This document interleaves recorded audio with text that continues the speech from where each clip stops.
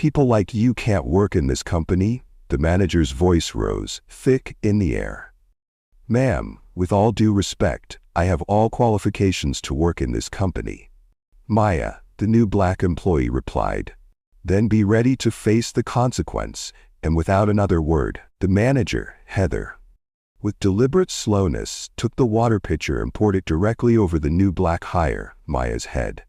Cold water cascaded down her face, soaking her hair, her clothes, pooling at her feet. The office fell silent. "Looks like you needed to cool off," Heather said with a smirk, walking away. Water dripping from her chin, Maya walked with dignity to the bathroom. Only when the door closed behind her did she allow herself to breathe deeply, looking at her soaked reflection in the mirror. She pulled out her phone and called her father. "Dad," she said quietly, water still dripping onto the phone screen. "It's worse than you imagined. Much worse." But little did she know that this was just the beginning. She was fired for a theft she knew nothing about and escorted out of the building. But the next day, she returned as their new CEO. If you stand against prejudice and believe everyone should be respected no matter their skin color, hit the subscribe button and tell us what country you're watching from in the comments.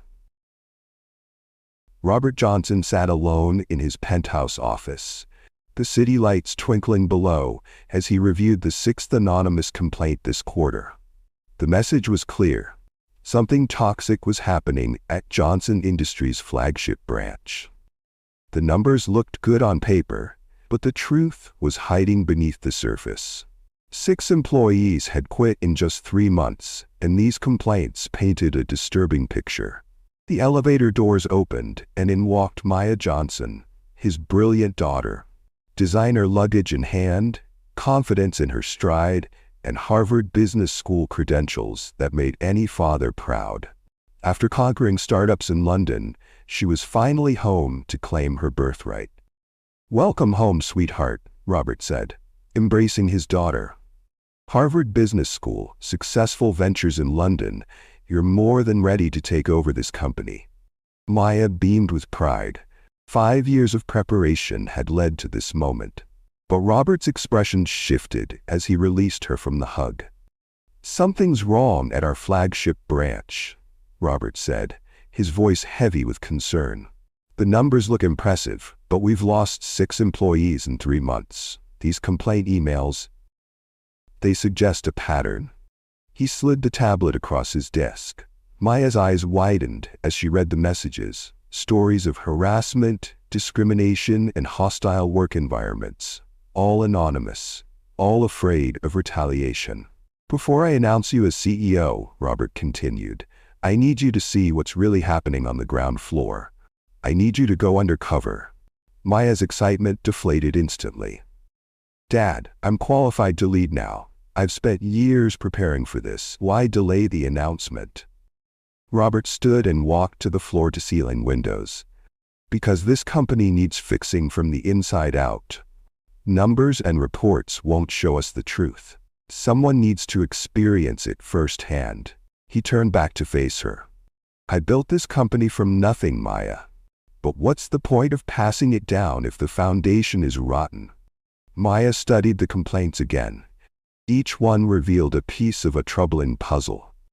If this was happening under her father's watch, what else might be lurking beneath the surface? 1 month, Robert said. "Go in as a new hire. See the company through the eyes of someone without power or privilege. Then you'll know exactly what needs to change when you take over." Maya reluctantly nodded. She'd never backed down from a challenge before. Fine. 1 month. The transformation began immediately. Maya's designer wardrobe was replaced with modest business attire. Her resume was carefully crafted to show qualifications without raising suspicion. Now she was Maya Davis, a marketing specialist with solid but not extraordinary credentials. Robert made a single phone call to Sarah, his most trusted HR executive. "The position needs to be filled by Maya Davis. No questions asked. Complete confidentiality."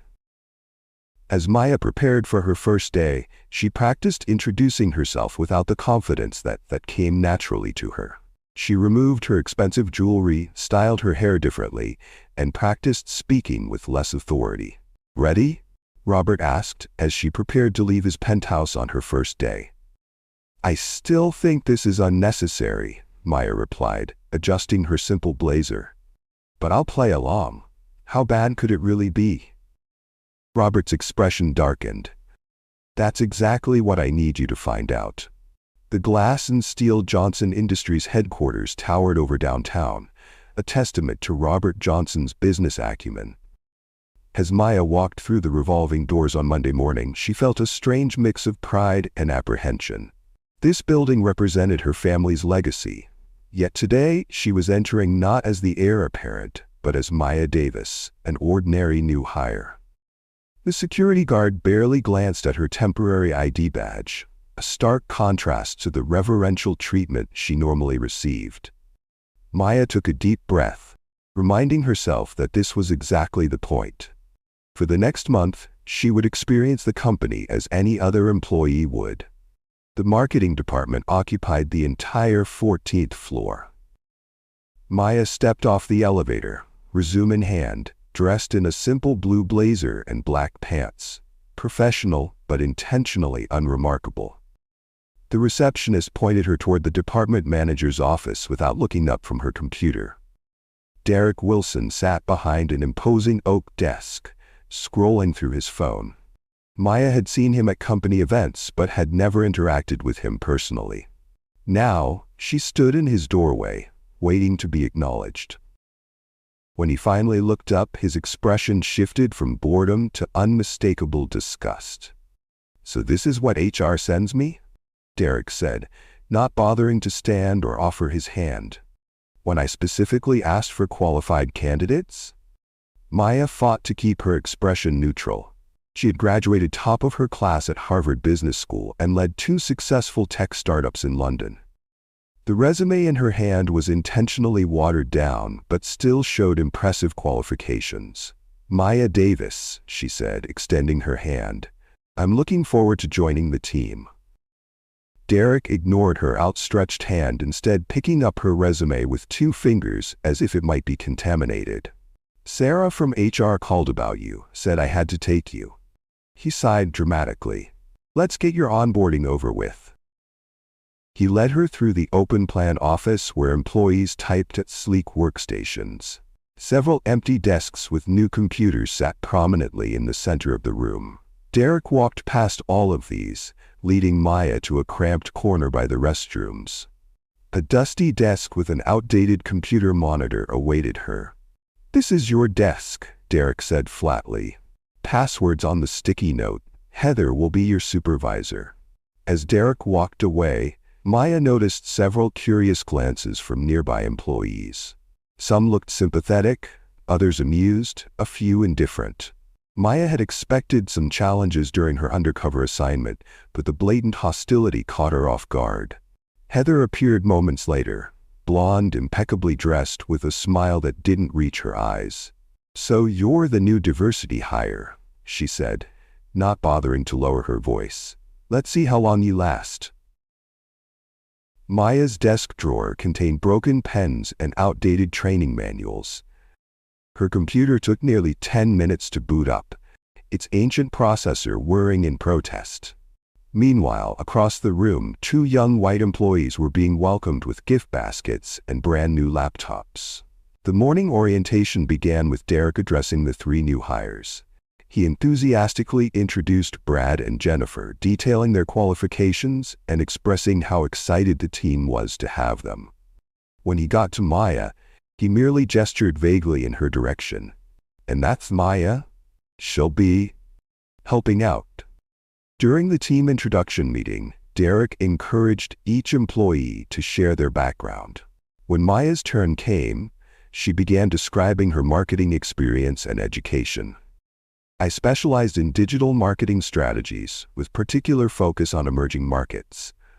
At my previous position, I implemented a campaign that increased conversion rates by 38% using a multi-channel approach That's enough," Derek interrupted, his voice sharp. "We don't need your kind of input right now. Let's move on." The meeting concluded with assignments. Brad and Jennifer were invited to join a prestigious client pitch meeting. Maya was tasked with organizing the supply closet and updating the contacts spreadsheet, administrative work far below her qualifications. Back at her desk, Heather approached with a condescending smile. "I need my coffee, very specific order." She handed Maya a post-it note with detailed instructions. Medium roast, 1/2 inch of room at the top, 2 pumps vanilla, 1.5 pumps caramel, almond milk steamed to exactly 150 degrees, 2 raw sugar packets stirred counterclockwise for exactly 20 seconds, with cinnamon sprinkled on top. Maya recognized the power play, but maintained her composure. "I'll get that for you right away." The office kitchen was empty as Maya meticulously prepared the coffee according to Heather's precise instructions. She measured the temperature with the kitchen thermometer, counted the stir rotations, and carefully added each ingredient. Despite her feelings about being used as a personal barista, Maya's perfectionist nature wouldn't allow her to do a sloppy job. She returned to Heather's desk, carefully placing the coffee on a coaster. "Here you go. Medium roast with 2 pumps of vanilla, 1.5 pumps caramel, almond milk steamed to 150 degrees, 2 raw sugar packets stirred counterclockwise, and cinnamon on top." Heather made a show of taking a small sip, her eyes locked on Maya. Then her face contorted into an exaggerated grimace. "This is disgusting. Too hot and way too much sugar." Maya started to apologize, offering to remake the coffee, when Heather suddenly stood up, knocking the full cup directly onto Maya's shirt. The scalding liquid soaked through immediately, burning her skin. "Oh my goodness," Heather gasped, her eyes gleaming with poorly concealed satisfaction. "You should be more careful." Laughter erupted from nearby desks. Maya stood perfectly still, coffee dripping from her ruined blouse, the burning sensation spreading across her chest. Her father had built this company from nothing. One day, she would lead it. The thought kept her from showing any reaction as coffee pooled at her feet. Derek walked by, assessing the situation with a smirk. "Clean yourself up," he said. "And the floor too while you're at it." In the bathroom, Maya gently pressed paper towels against her reddened skin. The coffee had caused mild burns across her chest. She had brought a change of clothes. Her father's warning to be prepared for anything suddenly seemed prescient.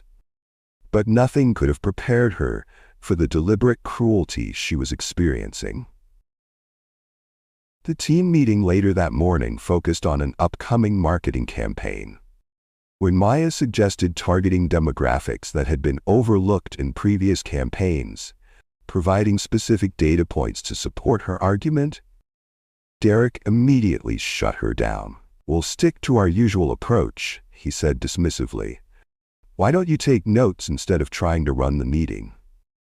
After the meeting, while Brad and Jennifer were set up with marketing software training, Maya was directed to the dusty file room.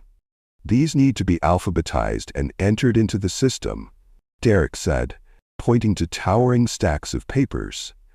"Should keep you busy for the week." Lunchtime brought no respite. Maya had just sat down with her soup in the break room when Heather accidentally bumped into her from behind. The hot liquid splashed across Maya's replacement blouse and onto her lap. "So clumsy today," Heather remarked loudly as the room filled with snickers. No one offered napkins or assistance as Maya quietly cleaned herself up again.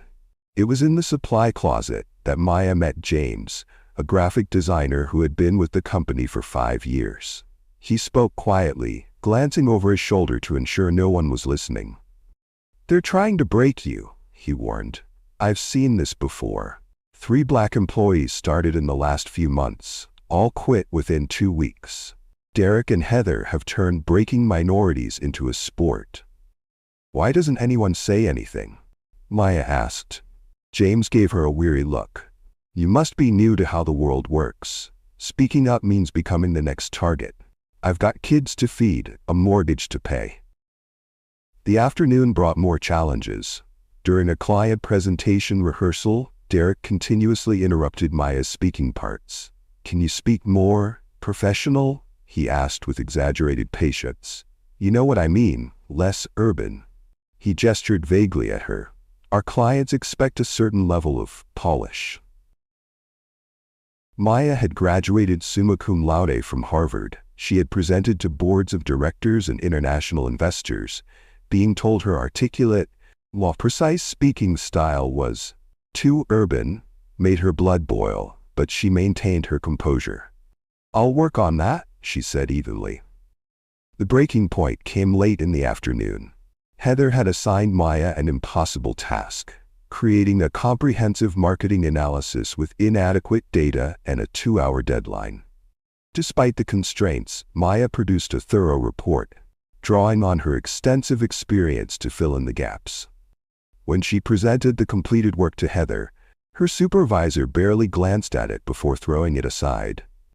"This is garbage," Heather said loudly. "Did you even try, or is this the best someone like you can do?" Something in Maya snapped, not in an emotional outburst, but in a calm determination to stand her ground. "I completed this analysis with the limited information provided," Maya said firmly. "The methodology is sound and the conclusions are backed by data. If you have specific concerns about the content, I'd be happy to address them." The office had gone quiet. No one had expected the new hire to defend herself. Heather's face flushed with anger. "Are you talking back to me?" Before Maya could respond, Derek appeared beside them, his expression thunderous. What happened next occurred so quickly that Maya barely had time to process it.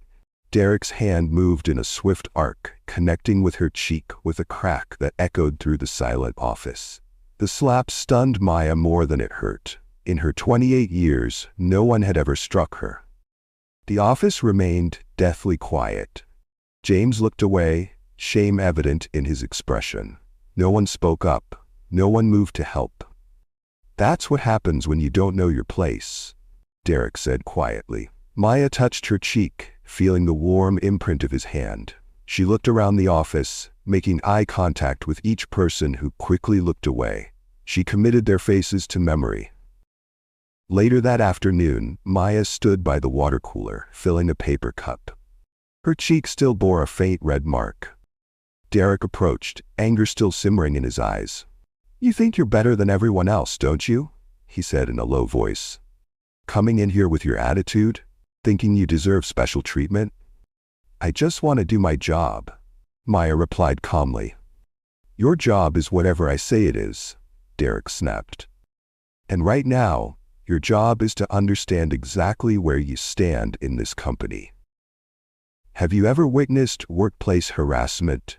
Share your experiences in the comments below, and click on the subscribe button now for more stories like this. 3 days into Maya's undercover assignment, the coffee and slap incident had become the defining moment of her experience at Johnson Industries. Standing in the bathroom, her clothes soaked and her dignity intact, only through sheer force of will, Maya had reached a breaking point. Not her breaking point. She was far too resilient for that. But the point at which she understood that the situation was beyond what even she had imagined. Maya changed into her spare clothes, the third outfit she'd needed that week, and returned to her desk with her head held high. As she walked through the marketing department, she noticed the sidelong glances, the whispers, the barely concealed smirks. Most employees quickly averted their eyes when she looked their way, uncomfortable with their own complicity. Only James, the graphic designer who had warned her earlier, offered a subtle nod of respect. Derek Wilson watched Maya's return with visible frustration. His tactics had escalated from microaggressions to outright harassment, culminating in physical assault when he slapped her and public humiliation with the water incident. Yet Maya remained unbroken. Each morning, she arrived precisely on time, impeccably prepared, and continued to demonstrate her considerable skills despite being relegated to menial tasks. Later that afternoon, Derek and Heather met in the break room during the mid-afternoon lull when most employees were at their desks. They believed they were alone as they huddled in the corner by the vending machines, speaking in low but intense voices. What they didn't notice was Sophia Ramirez, a junior copywriter in her early 20s, sitting quietly in the adjacent seating area, partially hidden by a decorative plant. Sophia had joined the company just 6 months earlier and had already witnessed enough troubling behavior to make her consider quitting. "She's not breaking," Derek hissed, frustration evident in his voice. "I've thrown everything at her. The slap should have sent her running. The water cooler thing should have been the last straw. But she keeps coming back." Heather nervously twisted her watch. "Maybe we should just back off. Let HR handle her performance reviews. We could document some mistakes, build a case over time." Derek scoffed. "That could take months. I'm not having her in my department for months. She's too stubborn to quit, so we need to get her fired instead." Sophia's fingers quietly moved to her phone. With deliberate slowness, trying to avoid attracting attention, she opened her recording app and pressed the red button. Her heart pounded so loudly she feared they might hear it from across the room. "What do you have in mind?" Heather asked, leaning closer to Derek. A cruel smile spread across Derek's face. "Equipment theft. It's immediate grounds for termination, no questions asked. Company policy." Sophia angled her phone slightly, keeping it mostly hidden behind her notebook, while ensuring the microphone could pick up their conversation. "She'll deny it," Heather whispered. "It'll be her word against yours." "Not if there's concrete evidence," Derek replied. "I've got access to several company devices that aren't currently assigned to anyone. The new MacBook that was supposed to go to Jeffries before he quit. The tablet we use for conference room presentations. A couple of noise-canceling headphones. Total value, around $8,000. Heather's eyes widened. "That's not just termination, that's criminal charges." Derek shrugged, unconcerned. "Not our problem once she's gone." "How would you even get that stuff into her possession?" Heather asked. "She has that department-wide meeting tomorrow at 2 p.m. Her bag stays at her desk. I'll slip everything in, then discover it when she returns. Open and shut case." "What if someone sees you?" Heather's voice betrayed her nervousness. Derek laughed quietly. "Who's gonna question me? I'm the department head. Besides," his voice dropped even lower, but the room's acoustics carried his words clearly to Sophia's phone. "Everyone knows those people are more likely to steal anyway." Sophia felt sick to her stomach, but kept the recording running as Derek laid out the rest of his plan in meticulous detail. Exactly which items would be planted, precisely when he would discover them. Even the specific security personnel he would call to handle the situation. "This ends tomorrow," Derek concluded with satisfaction. "By this time tomorrow, Maya Davis will be escorted from the building, probably in tears, never to return." As Derek and Heather left the break room, Sophia remained frozen in place, hardly daring to breathe. Once they were gone, she checked her recording. 18 minutes and 42 seconds of crystal-clear audio documenting the entire conspiracy. Her hands trembled as she saved the file and backed it up to her cloud storage. Sophia faced an impossible dilemma. She could warn Maya, potentially saving her from false accusations, but almost certainly losing her own job in the process. Or she could remain silent, preserving her financial security while allowing an innocent person to be framed for a crime that could follow her for years. If you were in Sophia's shoes, what would you have done? Would you inform Maya of the plot, or keep quiet to avoid having issues? Let us know in the comments, and don't forget to click on the subscribe button now to enjoy this story. The next day arrived with an atmosphere of tension that seemed to affect only those in the know. For most employees, it was business as usual. For Derek and Heather, it was the culmination of their scheme. For Sophia, it was the heaviest moral burden she had ever carried. Maya arrived at 8:30 a.m., as punctual as always, unaware that her professional reputation and possibly her future employability were at stake. She worked through the morning, displaying the same resilience and competence that had so frustrated Derek. At 1:55 p.m., Maya gathered her notebook and headed to the conference room for the department-wide planning meeting. As instructed by the meeting invitation, she left her personal belongings at her desk, including her shoulder bag tucked neatly beside her chair. Derek waited precisely 7 minutes after Maya left before making his move. He casually approached her desk, carrying a padded laptop bag that contained the items he planned to plant. Glancing around to ensure no one was paying close attention, he knelt down as if picking up a dropped pen. In the conference room, Maya was providing insightful feedback on the upcoming marketing campaign, her ideas consistently more innovative and data-driven than anyone else's contributions. The meeting facilitator, despite initial reluctance, had begun openly acknowledging the value of her input. Back at her desk, Derek quickly transferred the laptop, tablet, headphones, and other small electronics into Maya's shoulder bag, arranging them to look as though they had been hastily hidden. He zipped the bag closed and returned to his office, a satisfied smirk on his face. From her desk across the department, Sophia watched the entire scene unfold. Her stomach knotted with anxiety. She had spent the previous evening wrestling with her conscience, ultimately deciding she couldn't intervene directly without risking her own position. Instead, she kept her phone ready, prepared to document whatever happened next. The department meeting concluded at 3:15 p.m. Maya returned to her desk, completely unaware of what awaited her. She had just sat down when Derek approached, security guard in tow.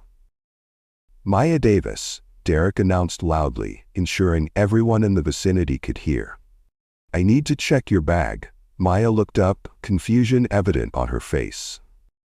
"My bag? Why?" "We've had reports of missing company equipment," Derek replied, his voice carrying across the now silent office. "Standard procedure. Everyone's being checked."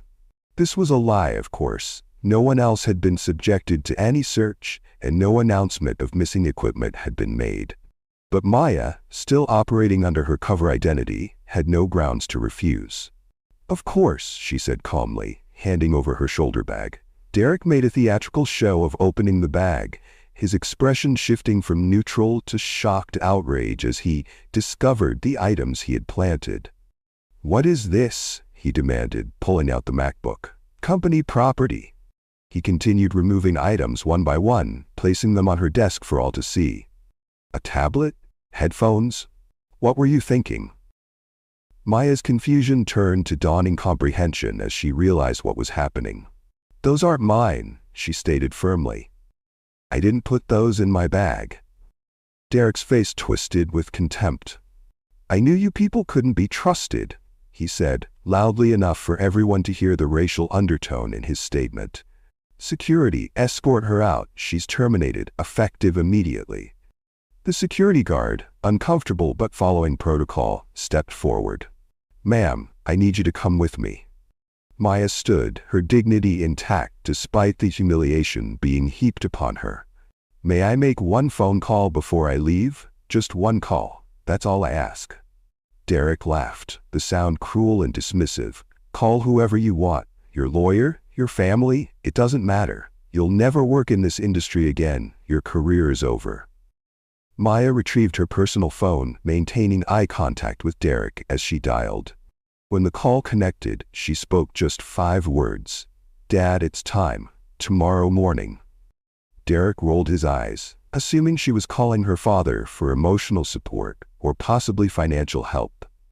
He had no way of knowing that on the other end of that call was Robert Johnson, CEO of the very company Derek believed he controlled his small corner of. "Clear out your desk," Derek commanded. "Anything left behind will be disposed of." Maya gathered her few personal items: a framed photo, a small plant, a spare pair of reading glasses. As she prepared to leave, Escorted by security, her eyes found Sophia's across the room. In that brief moment of connection, something unspoken passed between them. A recognition, perhaps, or a promise. The marketing department watched in uncomfortable silence as Maya was led to the elevator. Some employees looked away, unwilling to witness the injustice unfolding before them. Others whispered among themselves, questioning the sudden accusation and swift punishment. James, the graphic designer who had warned Maya earlier, stared at his computer screen, his jaw clenched in silent rage. As the elevator doors closed on Maya, Derek turned to address the stunned department with a self-satisfied smirk. "Let this be a lesson," he announced. "No matter what HR's diversity initiatives might be, character matters in this company." The dramatic exit Maya had just made would have appeared, to most observers, as the end of her brief career at Johnson Industries. In reality, it was merely the setup for what would become the most extraordinary reversal of fortune in the company's history. That evening, as most employees headed home, Sophia remained at her desk, torn between fear and determination. After everyone else had left, she copied her recording to a USB drive and placed it in her wallet for safekeeping. Whatever happened the next day, she would be prepared to stand up for the truth, regardless of the personal cost. Meanwhile, at Robert Johnson's penthouse, Maya changed from her modest workwear into more comfortable clothes, the personas of Maya Davis and Maya Johnson blending back together as she recounted the day's events to her father. "It was worse than we imagined," she said, her voice steady despite everything she had endured. "The discrimination isn't subtle or isolated. It's systematic, deliberate, and cruel." Robert Johnson's expression darkened as he listened to his daughter describe being framed for theft after days of escalating harassment. "I've seen enough," he said firmly. "Tomorrow, we end this." As the sun set over the city, three people prepared for the coming confrontation in very different ways. Derek Wilson reviewed his fabricated evidence, confident in his victory. Sofia Ramirez clutched her phone containing the recording, terrified but resolved. And Maya Johnson selected the executive suit she would wear the following morning when she revealed her true identity, not as a desperate new hire, but as the incoming CEO who would transform Johnson Industries forever. Robert Johnson didn't hesitate. He canceled his flight to Tokyo and called an emergency all-staff meeting for 9 a.m. the following morning. The company-wide email gave no details, only that attendance was mandatory. When Maya didn't show up for work the next morning, whispers spread through the marketing department. Some wondered if she'd finally been broken. Others speculated that her theft had been reported to the police. Derek Wilson walked through the office with an air of smug satisfaction, pausing at Maya's empty desk to make a show of checking the drawers. "Looks like our problem took care of itself," he announced loudly to the department. "Some people just can't handle real work." At 8:45 a.m., as employees gathered in the main conference center on the top floor, Derek briefed his team on what to expect. The glass-walled room gradually filled with employees from every department, confusion evident on their faces. Emergency all-staff meetings were unprecedented at Johnson Industries. "The CEO is finally addressing our security concerns," Derek told his team confidently. "I spoke with his assistant this morning. Apparently, there's been a string of thefts company-wide. Robert wants to implement new security protocols." Derek positioned himself prominently near the front of the room, arranging his evidence against Maya. The company laptop and other devices he'd planted in her bag, along with screenshots of her personnel file which he'd annotated with false claims about her background check. At precisely 9 a.m., Robert Johnson entered the conference room. Unlike his usual casual demeanor at company functions, today he wore a formal suit and an expression of granite-like seriousness. Beside him walked two security officers and Sarah from HR, carrying a thick folder. The room fell silent. Robert Johnson hadn't built a multi-billion-dollar company by being soft. When he was angry, everyone felt it, and today, his anger was palpable. "Good morning," Robert began, his deep voice filling the room without need for a microphone. "I've called this meeting because something deeply disturbing has come to my attention about the culture at Johnson Industries." Derek, misreading the situation entirely, seized his moment. He stepped forward, clearing his throat. "Sir, if I may," he interjected with practiced concern. "This actually dovetails with what I wanted to discuss. We had an incident yesterday involving a new hire in the marketing department." Robert's eyes fixed on Derek with an intensity that should have warned him, but Derek, convinced of his own righteousness, continued. "We caught her stealing company equipment," Derek said, gesturing to the items laid out on the conference table. A laptop, tablet, and several other devices were found in her personal bag. When confronted, she became hostile. Derek presented his falsified evidence with the confidence of someone who believed their position unassailable. He outlined his concerns about current security protocols and recommended a company-wide overhaul, including stricter background checks for certain types of applicants. Robert listened without interruption, his expression unreadable. When Derek finally finished his presentation, the CEO asked just one question. "Where's this employee now? I'd like to hear their side of the story." Derek straightened his tie, unable to suppress a smirk. "I had her removed from the building immediately. We simply couldn't risk further theft or data breaches. In my professional judgment, she was a security threat." Robert nodded slowly, as if considering this perspective. Then he turned to one of the security officers beside him. "Please bring in our special guest." The conference room doors opened, and every head turned. Maya Johnson entered, but not the Maya who had endured coffee spills and slaps the day before. This Maya walked with the confident stride of an executive, dressed in an impeccably tailored designer suit. Her hair was elegantly styled, her minimal jewelry tasteful yet expensive. She carried herself with the unmistakable air of someone who belonged at the head of the table, not beside the restrooms. Confusion rippled through the room. Employees exchanged glances, trying to reconcile the transformed woman before them with the mistreated new hire from marketing. Derek's expression collapsed from smug certainty to bewildered disbelief. What is this?" Robert Johnson placed his hand on Maya's shoulder with paternal pride. "I'd like to introduce my daughter, Maya Johnson, your new Chief Executive Officer." The room erupted in gasps and murmurs. Derek's face drained of color as the implications crashed over him like a tsunami. Heather, sitting in the second row, looked as though she might faint. This has to be some kind of joke," Derek stammered, his voice suddenly an octave higher. Maya stepped forward, her expression composed despite the chaos unfolding around her. When she spoke, her voice was steady, measured, and carried the unmistakable authority of someone who had been preparing for leadership her entire life. "No joke, Derek. For the past 2 weeks, I've experienced and documented systematic discrimination in this company, a company my father built, a company I've trained my entire career to lead." The silence in the room was absolute.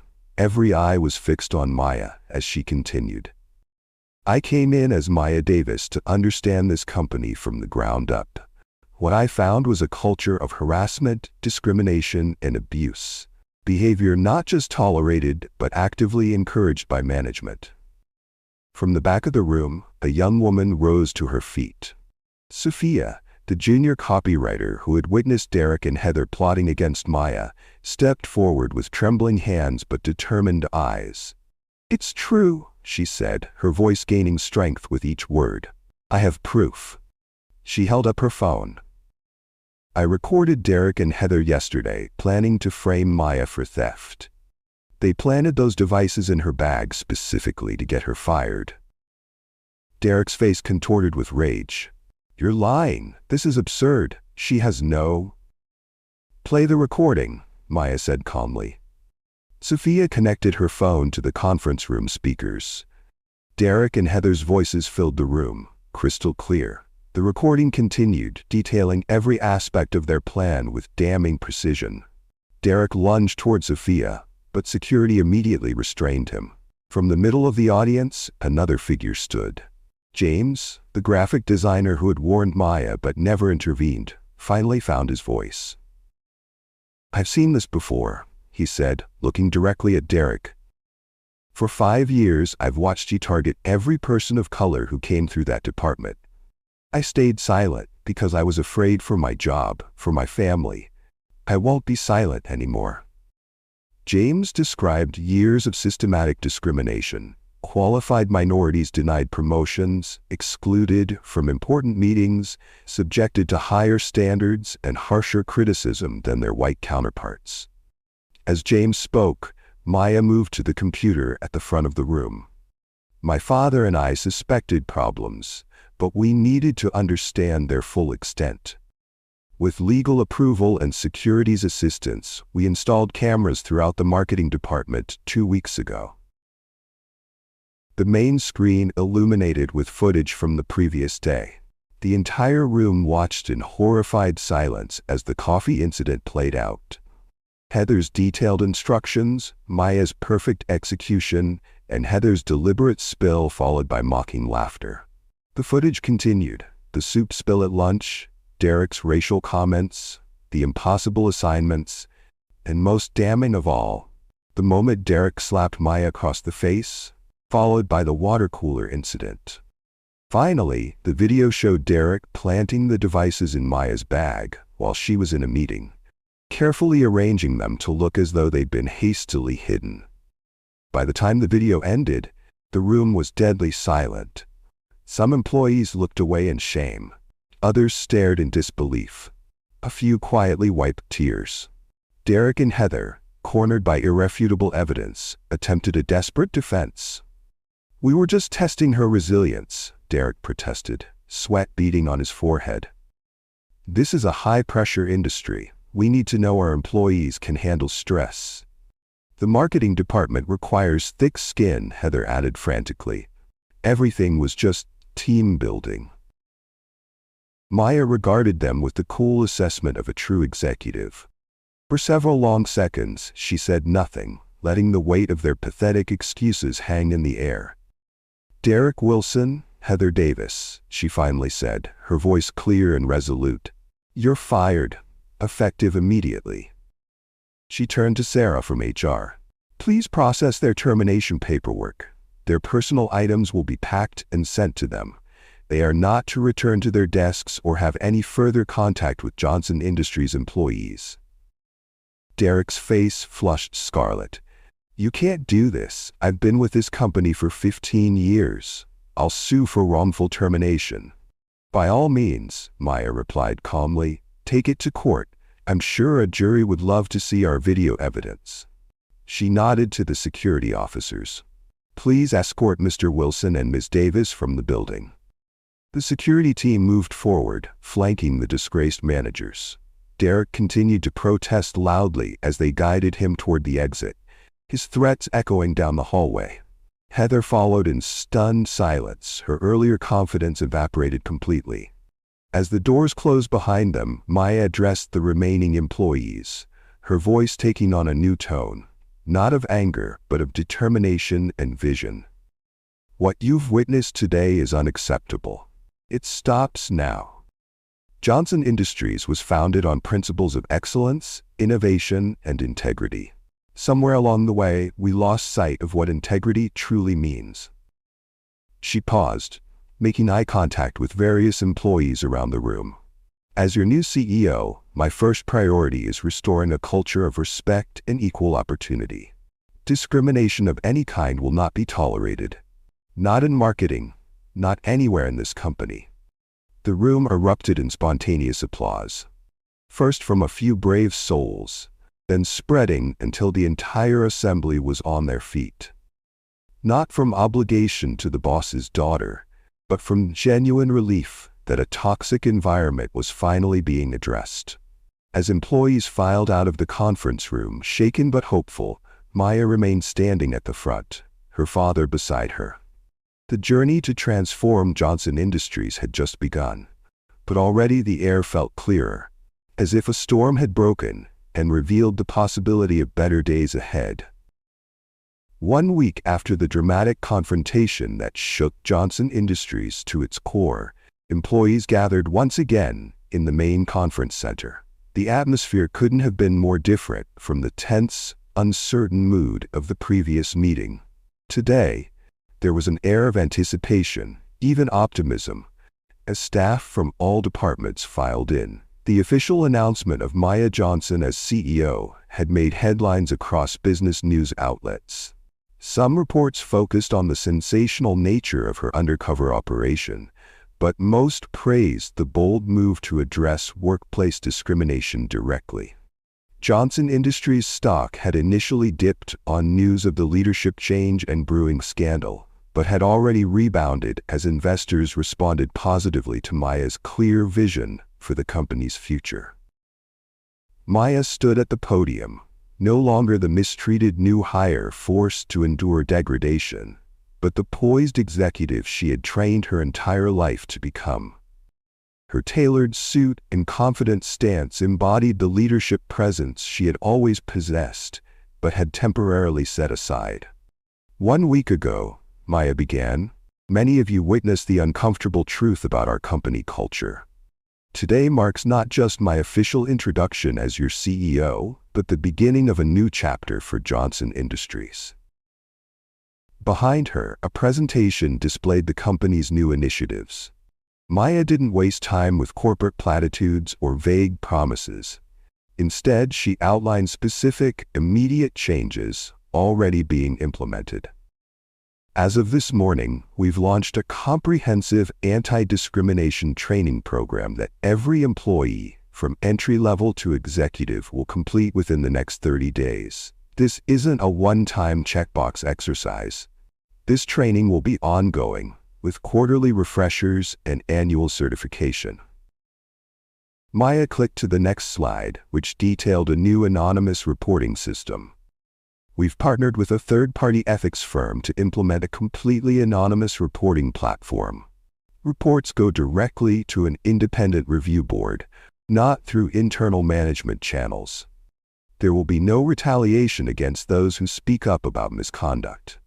Ever, she continued through the presentation, outlining a restructured hiring process featuring diverse interview panels for every position, revised performance review criteria to eliminate subjective measures that often disadvantaged minorities, and a comprehensive audit of current salary structures to identify and address pay disparities.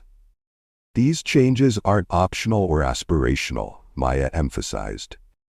They represent the absolute minimum standard for how we operate moving forward.